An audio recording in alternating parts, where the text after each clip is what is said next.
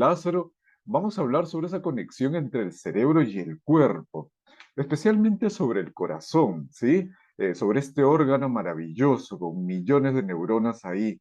Pero como hemos visto en la primera hora, somos lo que comemos y lo que digerimos, que es diferente, como bien nos dijo Marcela. Pero eso es cuando uno elige lo que puede consumir. Ahora, con Jonathan de México, ha quedado en evidencia que también somos, ¿no? De alguna forma somos, por decirlo así, lo que no decidimos consumir. Es decir, por ejemplo, la polución, como nos hablaba Jonathan, la contaminación de plásticos u otros, especialmente las investigaciones que hace él, y cómo impacta en la epigenética, en nuestro metabolismo. Entonces, eso hemos aprendido el día de hoy. Ahora vamos a entender de alguna forma cómo nuestro estado de ánimo, todo eso que consumimos, decidimos consumir y lo que no decidimos consumir, pero que también impacta en nuestro sistema nervioso y en nuestros órganos, fomenta un estado de bienestar o posiblemente un estado de bajo bienestar o deficiencia en ese bienestar que cada uno busca, ¿cierto? Entonces, comencemos con esta introducción. Yo quiero abrir esa discusión el día de hoy para todos ustedes. Sí, bien, voy a comenzar con una pequeña historia. En el 2012 en París se reunieron cardiólogos y se reunieron neurocientíficos, es decir, científicos y médicos que quieren demostrar cómo el corazón tiene un impacto sobre el cerebro y cómo los neurocientíficos querían demostrar cómo el cerebro tiene un impacto sobre el corazón. En el 2012, en París, se concentraron estos científicos en un congreso muy interesante, ¿no? Y discutieron eso. Llegaron a conclusiones muy interesantes y a partir de ese entonces comenzaron muchas investigaciones sobre la relación entre el cerebro, en los nervios que lo unen, el nervio vago, por ejemplo, ¿no? Nervios simpáticos y parasimpáticos, con el corazón, y cómo estos envían información de manera de dos direcciones, bidireccional, y cómo de alguna forma eso impacta en mi felicidad, en mi bienestar. Vamos a usar los términos felicidad, bienestar, como nos explicaba, por ejemplo, Marcela al inicio, ese estado de disgusto emocional o de dolor emocional, duelo emocional, ¿cierto? Que no nos lleva a ese bienestar, sino por el contrario, ¿no? Una deficiencia del bienestar. Entonces, esa es la primera historia que quería contarles. 2012, un hito muy importante.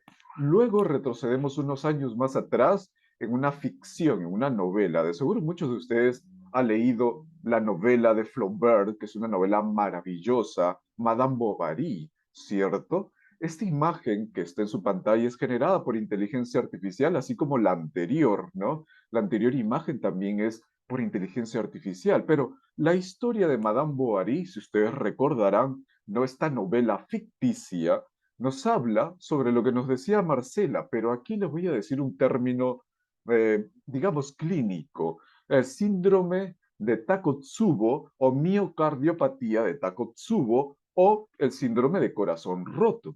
De seguro muchos de ustedes han escuchado sobre ello, o en términos populares, cuando uno tiene el corazón roto, ¿cierto? La tusa, como nos explicaba Marcela, para, digamos, un público que conoce el término, ¿cierto? Pero un público más amplio podríamos entender esto a través de este síndrome o miocardiopatía.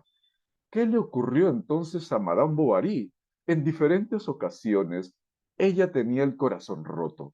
¿A qué le llevó? Y para los que no han leído la novela, pues les voy a adelantar un poco, pueden eh, mutear este pedazo. Al final, Madame Bovary se suicida, ¿cierto? Es decir, los estados de ansiedad, de dolor y de duelo constante pueden llevar a las personas a un estado de salud mental deteriorado, a un estado de ansiedad muy alta.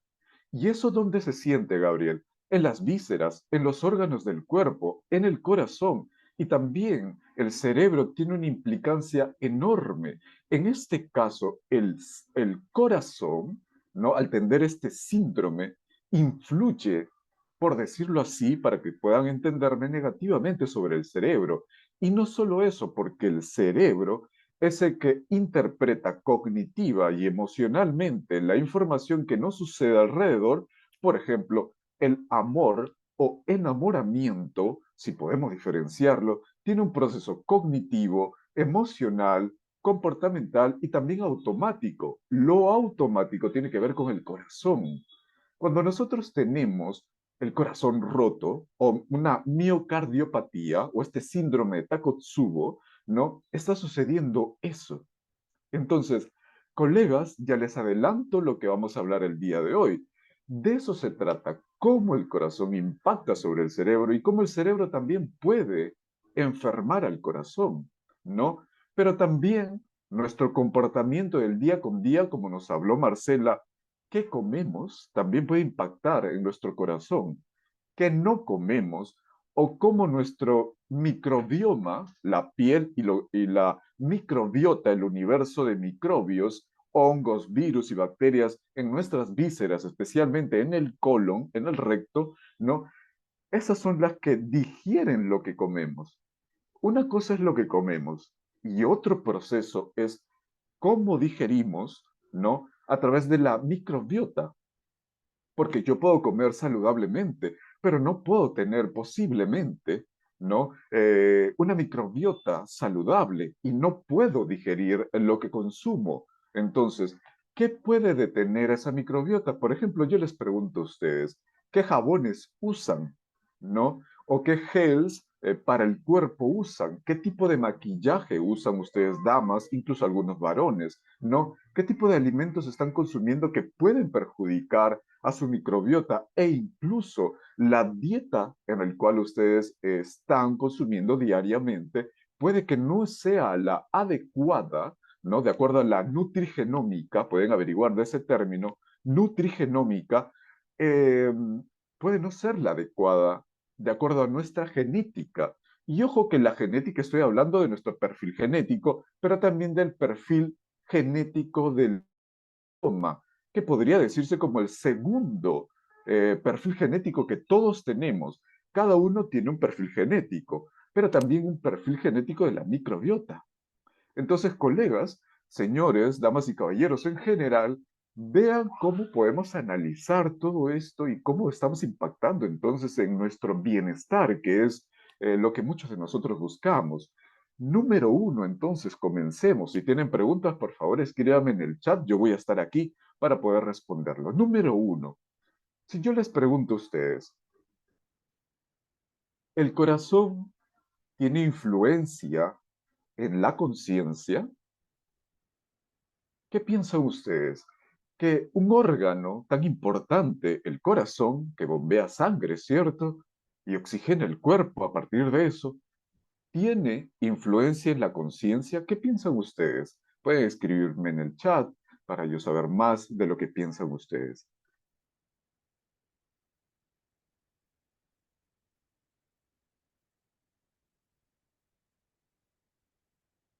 Difícil pregunta. Absolutamente. Wow, esa respuesta me gustó. María, Bernardo nos dice sí, ¿no? Entonces, yo les pregunto a ustedes, ¿cuánto cuidamos al corazón? ¿Cuánto sabemos del corazón? Si este corazón influye en la conciencia. ¿Y qué es la conciencia? Ustedes me dirán, pero Gabriel, la conciencia es un término enorme, grande. María Yavar nos dice sí, Jaime también, Yamira también nos dice sí, Bernardo, ¿no? Rita nos dice indudablemente. Pero entonces, ¿qué tanto sabemos del corazón? ¿No? Eh, ¿O qué salud tiene vuestro corazón? Su corazón, ¿qué salud tiene? ¿Cuántos latidos debe de tener el corazón por cada respiración? ¿Cierto? Entonces, ¿qué es la conciencia? El estado de ánimo, las emociones, los sentimientos, los pensamientos, la toma de decisiones, las funciones ejecutivas, la creatividad y muchas cosas más. Eso es conciencia, ¿cierto? La conciencia engloba un grupo enorme de funciones.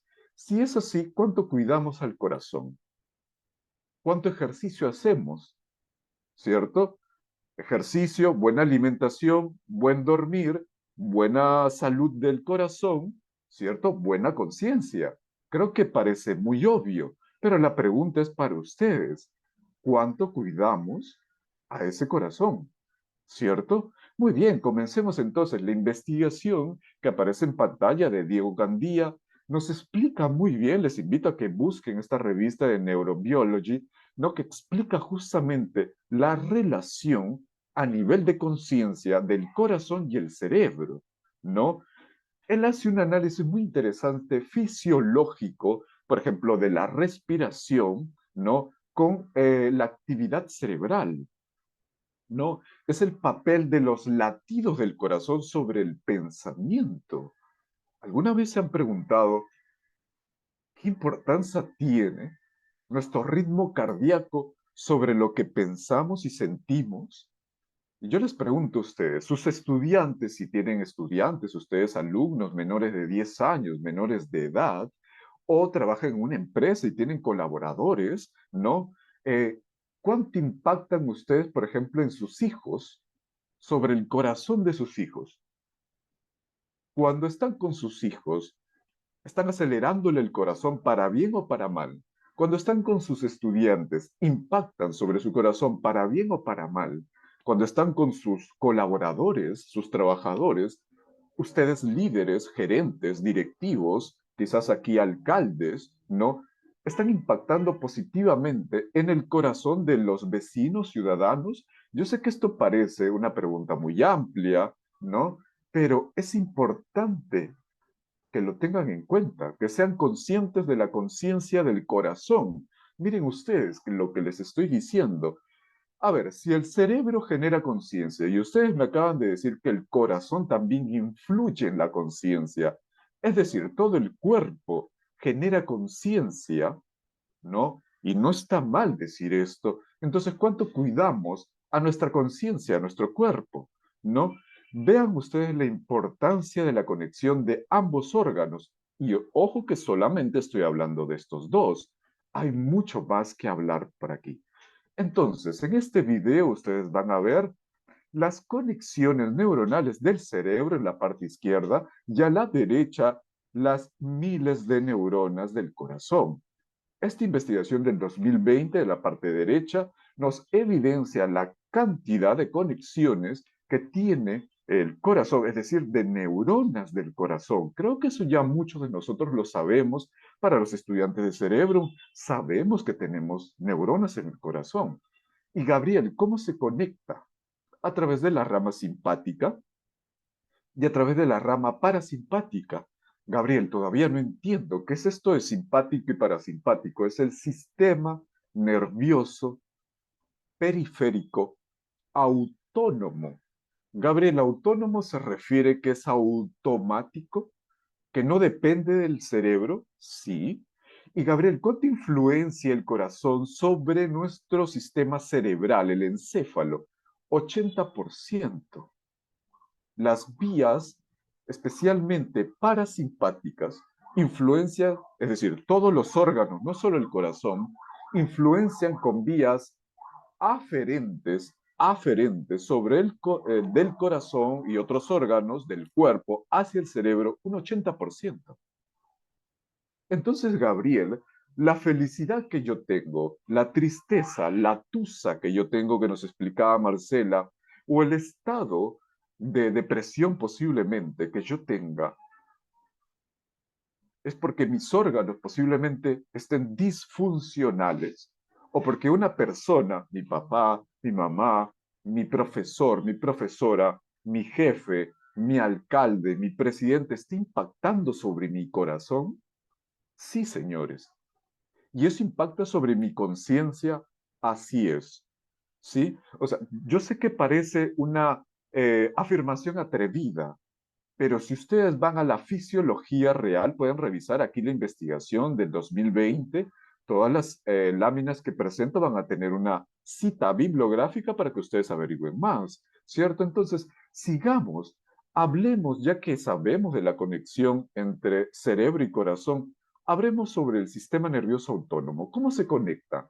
A través de dos nervios importantes, ¿no? El nervio vagar dorsal, aquí está, nervio vago dorsal, y la rama simpática y el nervio vago ventral. Yo sé que son términos, vamos, para lo que todavía no están acostumbrados a los términos, ¿qué podemos decir?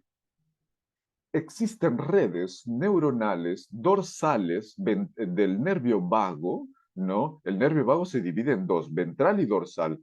El dorsal es el que nos lleva a estar muertos de miedo. Gabriel, yo he estado muerto de miedo muchas veces. ¿Qué se siente? Bueno, yo que no he estado muerto de miedo, ¿qué se siente? Hipervigilante, aislamiento, congelación, depresión, disociación, hipersensibilidad, alteración del sueño para las personas que no pueden dormir bien en las noches, alteración del sistema digestivo, bradicardia, ¿no? Baja autorregulación, fatiga crónica, baja confianza, baja respuesta inmune. Gabriel, eso es porque tengo hiperactivo mi nervio vago dorsal. Sí. ¿Esto, Gabriel, es el cerebro? No. Es el nervio periférico que lleva información del corazón al cerebro. Gabriel, entonces, ¿yo por qué no puedo tomar decisiones? ¿Por qué cuando estoy enfrente de esa persona me congelo? Porque estás activando tu nervio vago dorsal. ¿Y eso qué significa? Poco bienestar. Y Gabriel, cuando estoy luchando, cuando estoy discutiendo mucho, ¿qué es lo que sucede? Estás activando tu red simpática. Pero cuando tienes miedo, la red simpática actúa de una forma. Cuando no tienes miedo, la red simpática es positiva, entre comillas, ¿eh? Entre comillas. La red simpática puede ser positiva. Pero cuando tiene miedo tu cuerpo, estoy aceptando al cerebro. Luchas, huyes, taquicardia, alta presión sanguínea, pupilas dilatadas, sudoración, no sabes por qué suda tus manos constantemente, alto nivel de azúcar, alta energía, baja peristalsis, no tensión muscular, no mucha ansiedad. Vean ustedes, colegas, entonces, cómo el cuerpo, ojo, el cuerpo, y todavía no hablo del cerebro, influencia en mi estado de ánimo, mis emociones y por tanto en mi bienestar. Gabriel, si te entiendo bien, esto es inconsciente y no estoy hablando de psicoanálisis.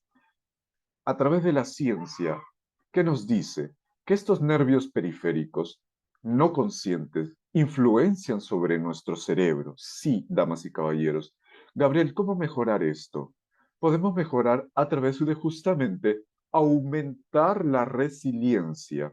Sé que aquí no voy a poder explicar mucho de la resiliencia, pero colegas, ¿qué es la resiliencia? Pueden buscar ahora en Google, en ChatGPT, en Bing, en la herramienta que ustedes usen para que averigüen qué es la resiliencia. Pero la resiliencia a un nivel biológico y fisiológico.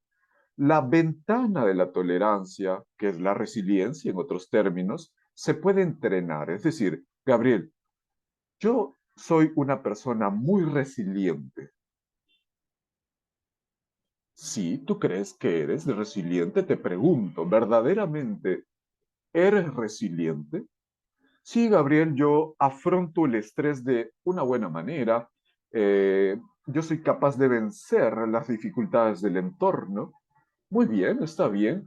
Ahora te pregunto, de las dimensiones que tienes como vida, como persona, dimensión familiar, dimensión de pareja, dimensión de trabajo, dimensión de relaciones con uno mismo y las otras más, dimensión, por ejemplo, de ejercicio físico, dimensión de resiliencia en la alimentación y todas esas dimensiones. Ahora sí, te pregunto nuevamente, ¿eres resiliente en todas esas? ¿O solo en dos, tres? ¿O solo en una? Yo puedo ser resiliente, pero no ser resiliente en mis relaciones amorosas. Yo puedo ser resiliente eh, con mi relación con mi jefe, pero no puedo ser resiliente cuando hago ejercicio. Las personas que les cuesta hacer ejercicio, por ejemplo, O a las personas que les cuesta decir no cuando tienen que comer, por ejemplo, muy tarde, ¿cierto? Puede darse un atracón una persona y al otro día sentirse muy mal por comer exageradamente en las noches, ¿cierto? Entonces yo te pregunto, ¿tu resiliencia es en todas esas dimensiones? ¿No? Entonces, colegas, analicen muy bien las dimensiones que ustedes tienen como persona. Daños, parte número 2. Ya hemos visto entonces que existe una clara conexión cerebro y corazón. Ahora les pregunto a ustedes, colegas, damas y caballeros aquí, ¿cómo le están haciendo daño a su corazón? ¿Saben ustedes cómo le están haciendo daño o cómo podríamos hacerle daño al corazón? Interesante pregunta. El cerebro es 60% grasa. Sí, el cerebro es 60% grasa. Por ejemplo, las membranas de las neuronas, que son células, son lipoproteínas, ¿no? Los axones están cubiertos de mielina, que también son lipoproteínas, ¿no? Pero eso es un tipo de grasa, Gabriel. Hay otros tipos de grasa que conforman ese 60%, como cuáles? Los ácidos grasos esenciales que el cuerpo mayormente no los produce. ¿Qué significa eso, Gabriel? ¿Que lo tengo que consumir en mi dieta diaria?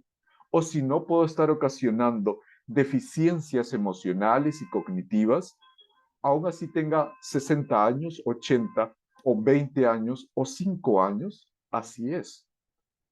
Omega 3, ¿cuántos de pescado consumen ustedes? Y ojo que hay que tener cuidado con dónde se produce, o no, perdón, dónde extraen, si me permiten la palabra, extraen esos pescados. En el mar de su país, ¿qué cantidad de mercurio tiene? ¿Qué cantidad de contaminantes o metales pesados tiene donde extraen esos pescados? Porque si es así, si hay niveles altos de mercurio o metales pesados, tú estás consumiendo esos metales pesados. Claro, estás consumiendo omega 3, pero contaminado, ¿cierto? Entonces, averigüemos eso. ¿Cómo lo podemos averiguar? Si ustedes ven en las latas de donde se venden o expenden los atunes u otros pescados, solamente les estoy hablando de ese punto, ¿no? Eh, Pueden revisar esa información, ¿sí? Muy bien, el DHA, por ejemplo, u otros complementos, ¿no? De ácidos grasos esenciales. Entonces, colegas, hay que alimentar bien con estas grasas positivas o saludables, si podemos decirlo así, a nuestro cerebro, ¿sí? Nuestro sistema nervioso, en realidad, no solo el cerebro. Ahora hablemos de cuando ustedes se hacen, por ejemplo, un examen de colesterol, para los que se han hecho. De seguro le han dado una tasa justamente de grasas buenas o grasas malas, ¿cierto? A muchos de ustedes, ¿no? Lipoproteínas, colegas, lipoproteínas. Hay lipoproteínas o esta se mide a través de cierta densidad de lipoproteínas, ¿sí? ¿Qué es lo que deberían de atender ustedes? Hay grasas buenas, es decir, lipoproteínas de alta densidad. Sí, esas grasas buenas. Si tú tienes esas grasas buenas en tu fluido sanguíneo especialmente, ¿no? Entonces estamos bien. Pero si tenemos una acumulación o disfunción de lipoproteínas de baja densidad, que es LDL, esto aquí en rojo, ¿no? ¿Qué hace esta molécula enorme? Viaja del hígado hacia los órganos, pero lo que hace, aparte de cosas buenas, también si la tenemos en exceso, deposita el colesterol que transporta, porque esta molécula enorme lo que hace es transportar las grasas, ¿sí? Transportar las grasas. A ver, entonces, si yo tengo mucho de estos transportadores de grasas, mucho, ojo, en exceso, ¿qué es lo que sucede? Se deposita en el endotelio, es decir, entre la capa media, por eso se dice endotelio, en la capa media de las arterias, se deposita ¿qué, colegas? Las partículas de colesterol.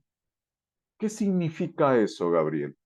Que se van a engrosar las capas intermedias de mis arterias, ¿no? ¿Y eso a qué me puede llevar, Gabriel? Todos sabemos, ¿cierto? Un infarto, posiblemente, ¿cierto? Un accidente cerebrovascular, por ejemplo, ¿no? Entonces, Gabriel, es importante que yo me mida constantemente esas grasas buenas y malas, incluso los triglicéridos que aparecen aquí. ¿Qué tan importante es medirlo? ¿Cada cuánto tiempo, Gabriel, debo de medirlo? Yo que tengo 60, 70 años. Gabriel, yo tengo un hijo de 5 años con sobrepeso. ¿Debo de hacer este tipo de exámenes? Señores, tenemos que hacerlo. Entonces, sigamos con la explicación. Aquí está la gráfica general para que ustedes vean lo que sucede y lo que les acabo de explicar. Vean aquí al colesterol, bueno, en realidad es el transportador del colesterol malo, el LDL, es decir, la lipoproteína de baja densidad. Esta molécula lo que hace es justamente esto. Las pequeñas partículas de colesterol que están por el flujo sanguíneo le dicen, ven para aquí y acumúlate acá. Pero el gran problema es que genera esta placa de ateroma y esta placa enorme de engrosamiento, ¿no? ¿Qué hace? ¿A qué nos lleva? A que se genere un trombo, es decir, que se coagule la sangre. ¿Y eso qué puede ocasionar, Gabriel? Todos lo sabemos, un infarto o un accidente cerebrovascular, como lo acabamos de decir, ¿cierto? ¿No? Incluso para las personas que tienen dolores en las piernas por alguna obstrucción justamente de coágulos del flujo sanguíneo, puede que esté sucediendo porque tenemos un exceso de ese colesterol malo, de esta proteína grande de aquí. Entonces, Gabriel, yo soy una persona delgada. Yo no creo que tenga este colesterol malo. Bueno, primero averigüemos, porque incluso las personas delgadas, saludables, en los exámenes pueden tener este colesterol malo, ¿no? En exceso, ojo, en exceso, ¿sí? Muy bien, entonces, colegas, tengamos mucho cuidado con esto. ¿Por qué? Porque podemos prevenir infartos. Entonces, decidir mi bienestar justamente es eso, que yo decido si voy a estar bien o voy a estar mal. Gabriel, ¿qué más contribuye a esto que un término técnico es ateroesclerosis? Gabriel, ¿esto se llama ateroesclerosis? Sí, la acumulación justamente de este colesterol malo en el endotelio, ¿no? Gabriel, ¿qué está implicado psicológicamente en la ateroesclerosis? En su pantalla lo ven en grande, el estrés crónico. Entonces, pregunta para ustedes, ¿cuántos de ustedes tiene estrés, pero crónico? Y levantamos la mano cada uno de nosotros, ¿cierto? Gabriel, si mi estudiante de 7 años tiene un estrés alto, disfuncional, ojo, disfuncional, como explicábamos hace un momento, el sistema nervioso autónomo simpático con miedo lleva al estrés crónico. El estrés crónico es un factor psicosocial que donde el cerebro influencia sobre los órganos y el sistema especialmente circulatorio, generando esta enfermedad que les acabo de explicar llamada ateroesclerosis, que me puede llevar, Gabriel, ¿a qué? A infartos posiblemente. Y no solamente infartos del miocardio, ¿no? Sino también posiblemente algún infarto de algún eh, sistema periférico, como nuestras piernas, por ejemplo, o lo que le sucedió a Madame Bovary en esta novela ficticia, ¿cierto? Que finalmente le llevó este estrés crónico al suicidio, una enfermedad mental, ¿cierto? Posiblemente depresión, ¿no? Entonces, entendamos esta biología, ¿no? De cómo podemos estar perjudicando a nuestro corazón a partir de nuestro pensamiento y de nuestra acción. Ahora hablemos de la biología de la obesidad. En el año 1994, en la Universidad de Rockefeller y sus laboratorios se descubrió el gen obeso. Y con eso, ¿qué produce el gen obeso? Codifica a la leptina, como aparece ahí en pantalla. Gabriel, ¿qué significa esto? A ver, la leptina cuando está disfuncional, ¿qué hace la leptina? Aparece ahí en pantalla. Es una hormona importante para regular el apetito y el gasto de energía. Ah, muy bien, Gabriel, hay un químico, ¿no? Una proteína llamada leptina que lo produce el gen obeso. Muy bien, que está en el cromosoma 6. Pero esta leptina, Gabriel, si está disfuncional, ¿qué significa? Que no voy a poder regular el apetito. Si yo tengo disfuncional la leptina, Gabriel, no voy a poder saber qué gasto de energía estoy teniendo. Entonces es importante entender qué sucede con la leptina. Sí, señores, es importantísimo, ¿no? Puedo tener una mutación posiblemente que me llegue a la obesidad. ¿Qué hace la leptina? La leptina que regula justamente la ingesta y el apetito influencia sobre nuestro sistema nervioso, ¿no? Generando esta hormona o influenciando a la aparición de la hormona tiroidea en el eje hipotálamo hipófisis tiroide, llevando a la persona a entender que le falta energía. Por ejemplo, muchos de ustedes debe de seguro hacer ayuno.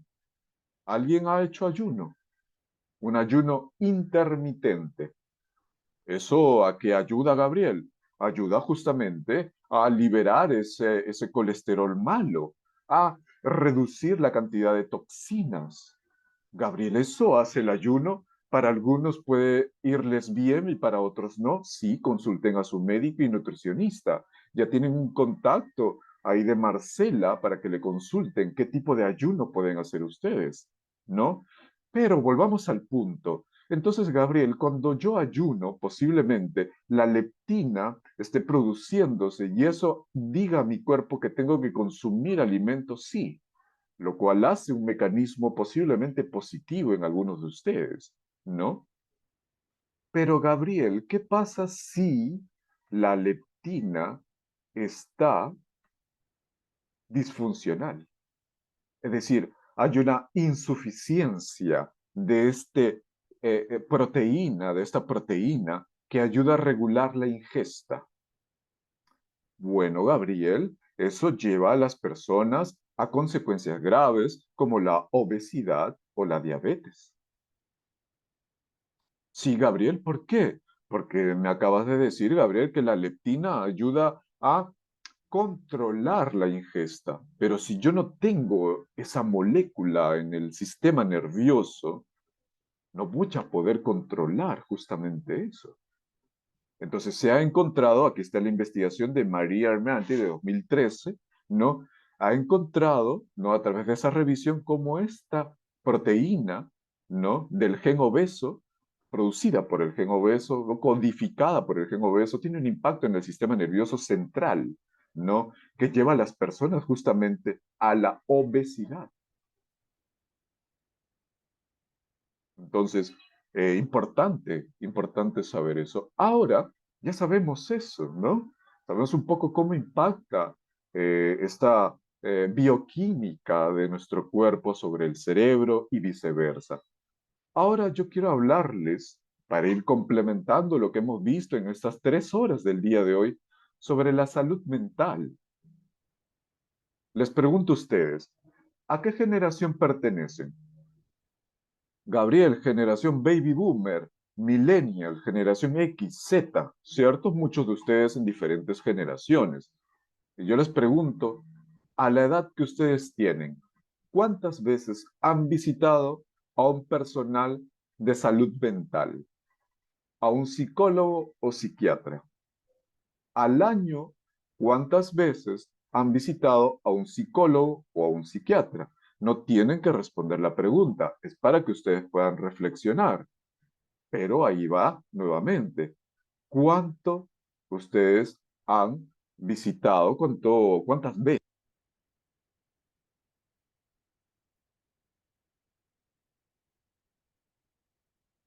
Entonces, es muy interesante tener muy en cuenta esto de aquí, colegas, ¿sí? Eh, ¿Qué es lo que está sucediendo con las generaciones? Miren ustedes, los jóvenes, es decir, las nuevas generaciones, cada vez son más abiertos o tienen mayor apertura a visitar a un psicólogo y psiquiatra. Y eso puede impulsar, como ocurre siempre, a las generaciones como los baby boomer o la generación X o millennials a que vayan más al psicólogo y al psiquiatra, ¿no? Esta investigación de Ipsos, de un cuestionario que hizo en el 2021, justamente evidencia cómo la generación Z, es decir, las últimas generaciones, ¿no? Están visitando cada vez más. Miren, ellos visitan 3 veces al año, el 18% de la generación Z, que nacieron entre el 96 y 2015, tienen mayor visita al psicólogo, al psiquiatra, ¿cierto? Que los baby boomers que nacieron en el 46 al 60, que visitaron 5% solamente, no 3 veces al año, 5%, colegas.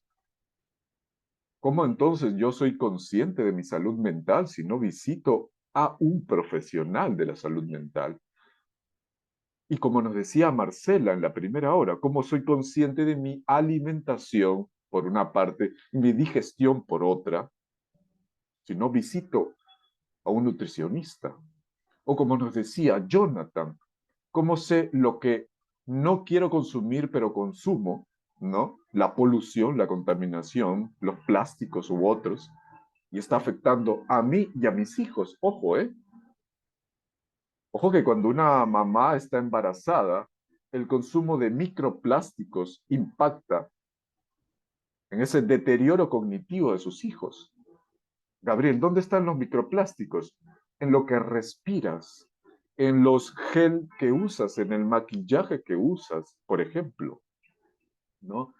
Eso hay que tener mucha conciencia sobre ello. Entonces, esta imagen es lo que nos hablaba Jonathan, el exposoma, es decir, todo el medio ambiente externo y interno. Por eso se llama exposoma, ¿cierto? Exposoma personal, externo y biológico metabólico, ¿no? Entonces, colegas, ¿a qué les invito? A que seamos conscientes cada vez más de la salud mental, ¿no? Y de lo que estamos consumiendo y no consumiendo, ¿cierto? No solamente hablo de alimentos, sino también de lo que leemos, de lo que vemos y de con quién nos relacionamos, ¿cierto? ¿De qué depende la felicidad? Le pregunto a ustedes. De con quién me relaciono. Si me relaciono con personas tóxicas, por decirlo así, es decir, relaciones que me generan estrés oxidativo, estoy afectando a mi bienestar, ¿cierto? Entonces, a ver, Gabriel, todo lo que me acabas de decir, ¿es ciencia? ¿Tiene evidencia científica? ¿Esto me permite a mí, Gabriel, lo que me explicas, tiene un bagaje sólido de evidencia científica? ¿Existe una forma de llegar al bienestar desde la ciencia? Sí, señores. En pantalla les recomiendo enormemente que puedan revisar estos libros de estos autores. Algunos están en español, en inglés, pero este libro de Valentín Fuster, que es hermano de Joaquín Fuster, un colega de Cerebro. Joaquín Fuster es un neurocientífico no español que está en Los Ángeles, que con él hemos hecho conferencias en Cerebro, de seguro ustedes recordarán. Valentín es su hermano, es otro cardiólogo reconocido internacionalmente, no ha sido presidente justamente en Estados Unidos de la Sociedad de Cardiología de Estados Unidos, la Sociedad Americana de Cardiología. Valentín Fuster, vean sus videos, por favor, les invito en YouTube, completamente gratis, y los demás libros que aparecen en pantalla, ¿no? Hay muchas formas de llegar al bienestar. Ahora, para, esa es la evidencia sólida que yo les presento. Ahora, pasemos a esta pregunta. Si yo les pregunto a ustedes, ¿cuánta edad tienen? Ustedes me dirán, Gabriel, yo tengo 20 años, 30, 40, 45, 50, 60. Esa es la edad cronológica. Pero, ¿cuál es su edad biológica? ¿No? Gracias, Patricia, por la confianza. Nos dice 54. Ahora, Patricia, te pregunto si me permites, no es necesario contestar. ¿Cuál es tu edad biológica, Patricia? O cada uno de ustedes, ¿no? Miren esta investigación que se hizo. Aquí en la persona de la izquierda, se midió su edad cronológica, 44. ¿Y cuál era su edad biológica? 39. ¿Cómo se hizo esto, Gabriel? A través de la medición de su edad metabólica, edad del riñón, edad del hígado y la edad del sistema inmune y hemolítico, es decir, de la sangre. Y concluyeron que su edad biológica era menor que la edad, ¿no? Cronológica. ¿Por qué las personas viven más de 100 años? ¿Por qué está aumentando en el mundo entero, según la ONU, la cantidad de personas que viven 100 años? Gabriel, ¿estás seguro que está aumentando la cantidad de personas que viven cada vez más 100 años o más? Sí, está aumentando, al parecer, según la estadística. Miren, pero ¿qué pasa con esta persona de edad cronológica 44, pero tiene más de 6, casi 9 años más en edad biológica? Es decir, está biológicamente más envejecido. Preocupante, ¿cierto? Gabriel, ¿por qué tengo tantas arruguitas? ¿Por qué me canso tanto? ¿Por qué tengo tantas canas? ¿Por qué no puedo hacer ejercicio como antes? Porque posiblemente tu edad biológica es mayor que tu edad cronológica, ¿cierto? Entonces, cuando las personas me preguntan, Gabriel, ¿qué edad tienes? Yo le digo, ¿cronológica o biológicamente? ¿Cierto? Por cómo me siento y cómo están mis órganos y mi salud corporal, mi corazón, mi hígado, mi sistema metabólico, ¿cierto? Vean ustedes entonces ahí la diferencia, ¿cierto? Y la importancia de esto. ¿Para qué nos sirve saber esto? Una persona puede heredar justamente los genes del cáncer, como muchos de nosotros podemos haber heredado la predisposición a un cáncer porque mi abuelo, mi abuela, mi papá o mi mamá tuvieron ese cáncer. Pero, y ahí está la gran palabra, pero a través de mi dieta, de una buena medicación, del ejercicio, una buena alimentación, yo puedo reducir las posibilidades de desarrollo del cáncer. Gabriel, o sea, yo puedo decidir o yo estoy influenciando la aparición o no del cáncer. Me preocupó hace poco una noticia. Una de las mayores causas de muerte en todo el mundo es el cáncer. Pero Gabriel, ¿por qué? Por lo que nos decía Marcela y porque lo que nos decía Jonathan. Pero Gabriel, me acabas de decir que yo soy capaz de decidir, ¿no? Ese bienestar a través de mi dieta, de lo que consumo y del ejercicio que hago. Gabriel, pero tengo 60 años, yo ya no quiero hacer ejercicio. Tú decides el bienestar, ¿cierto? Esa es la gran reflexión, colegas, que debemos de hacernos. ¿A dónde va justamente esto de aquí? Miren ustedes la nueva ciencia del bienestar, señores, la nueva ciencia del bienestar, nueva ciencia del bienestar.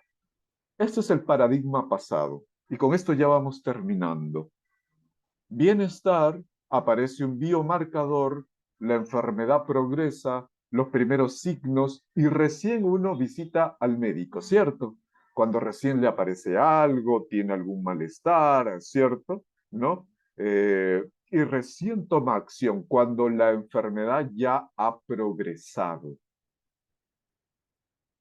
Eso hacemos la mayoría de nosotros, colegas, ¿cierto? Y después, bienestar reducido. El nuevo paradigma, ¿cuál es? Bienestar, aparece un biomarcador, ¿cierto? Tomo acción antes que aparezca la enfermedad. Antes que aparezca la enfermedad. Tengo mayor bienestar, recién aparece un biomarcador y tomo acción, porque yo ya antes identifiqué qué posibles enfermedades hereditarias, genéticas o epigenéticas podrían aparecerme. Espero que se pueda entender esta lámina, no puedo detenerme mucho, pero esa es la nueva...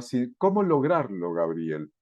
Medir tu estilo de vida, medir los metabolitos que tienes, medir tu microbiota, microbioma, medir tu perfil genético, medir la cantidad de proteínas en exceso, ¿no? O en deficiencia que tienes en tu cuerpo, ¿no? La salud cerebral, colegas. Duermes bien, tienes niveles bajos de estrés, eres feliz, tienes buenas relaciones sociales, tienes un buen trabajo, ¿cierto? Eso, todo esto de aquí, es el futuro de esa nueva ciencia del bienestar, donde todos podemos prevenir justamente enfermedades y no esperar a que aparezcan para tomar acción. Y aquí una infografía que no voy a poder detenerme, pero esto es lo que está haciendo la ciencia, colegas. Miren este mapa interesante en la parte izquierda de su pantalla de cómo podemos nosotros tener esas dimensiones claras del bienestar y tomar acción. Gabriel, ¿yo puedo vivir más años? Sí, tú puedes vivir más años. Gabriel, ¿puedo prevenir la enfermedad, alguna enfermedad neurodegenerativa? Sí. Gabriel, ¿yo puedo prevenir un infarto al miocardio? ¿Puedo prevenir los niveles de cánceres que puedan aparecer en mi cuerpo? Aquí está explicado en esta infografía, ¿sí? Para que ustedes lo puedan leer luego. Sí, entonces, Gabriel, hay muchas empresas, colegas, hay muchas empresas que ya nos están ayudando a medir esa edad biológica para tomar acción. Ahí está la empresa que se llama Thorne, pueden visitarla, sé que algunos pueden estar en acceso u otros no, pero pueden visitarla para poder saber su edad biológica, ¿sí? Y con esto terminamos, para que ustedes me dejen sus preguntas y vamos al sorteo del día de hoy, ¿sí? De la media beca de un programa de estudios. Y para los que están interesados en nuestros programas, también déjenos en el chat ese comentario. Estoy interesado en neuroeducación, primera infancia, neuroeconomía, eh, creatividad, eh, interesado, perdón, en el programa. La inscripción a la beca ya fue hecha, ¿sí? Así que para los que estén interesados en saber más de nuestros programas, ¿sí? Creatividad, neurodiversidad, primera infancia, entre otros. Así que ahí escriban en el chat. Ahora, con esto terminamos. ¿Cómo lograr vivir mejor entonces? ¿No? Me despido con esta investigación muy particular que se hizo en una población de la Amazonía indígena de Bolivia, ¿no? Que se descubrió que los chimanes, así se lee chimanes, aparece aquí en pantalla, chimanes, ¿no? Tienen las arterias más sanas del mundo, ¿no? Para nuestros colegas aquí en Bolivia, de seguro conocerán, o para los del sur del Perú, los Andes peruanos, pero en este caso está para la Amazonía boliviana, ¿no? Son las personas con las arterias más sanas del mundo, es decir, tienen menor cantidad de esa colesterol malo, de esa grasa mala que les decía, es decir, tienen menor predisposición a una aterosclerosis coronaria, ¿no? Gabriel, ¿cómo logro ser similares a ellos, ¿no? Bueno, en la investigación que aparece en pantalla, que fue publicada en el 2017 y hace poco fue publicada otra, ¿no? el 2023 nos dice que básicamente ellos están moviéndose todo el día, están con una actividad física constante, constante, constante, constante, constante. Es decir, hacen ejercicios, mueven, cazan, cultivan, entre otros. Gabriel, ¿esa es una de las claves entonces de vivir más y mejor? Sí. Gabriel, parece muy sencillo lo que me dices. ¿Cómo que hacer ejercicio ya me puede hacer vivir más y mejor? Creo que todos lo sabemos, pero eso es. ¿Qué más? Un estilo de vida óptimo, una presión arterial baja, es decir, evitar el estrés crónico, evitar el consumo de grasas, perdón, de azúcares refinados o azúcares en exceso, como les decía Marcela, ¿no? Medir nuestro índice de masa corporal, evitar fumar o no fumar, sabemos a qué nos lleva a fumar, y evitar, perdón, aumentar la actividad física. Y así podemos ser como los chimanes con las arterias más sanas del mundo. Y si tengo arterias sanas, Gabriel, voy a tener un cerebro sano, y por lo tanto esa conexión cerebro y cuerpo va a estar súper beneficiada y por lo tanto voy a tener bienestar. Eso sí es el mensaje de la ciencia y el mensaje de la conferencia, de estas tres conferencias del día de hoy.